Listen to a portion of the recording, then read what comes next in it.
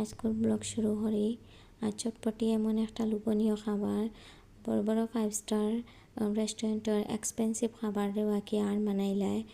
ফুচকা চটপটি দুটার আসলে তুলনা হয় না, যত ইচ্ছা খাওয়া যায়। আর আমার কাছে দুটা সমানভাবে ভালো লাগে।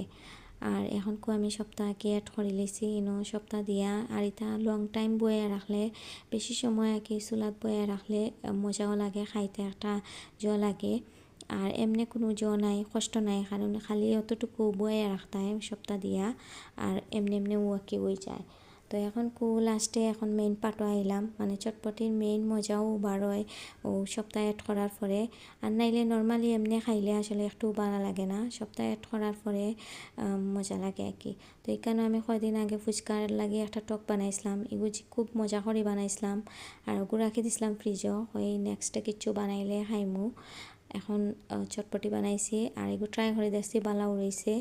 আর এগুলো অ্যাড করার পরে আমার চটপটির স্বাদ আরও দ্বিগুণ হয়ে গেছে। আর আমি তো জাল একটু বেশি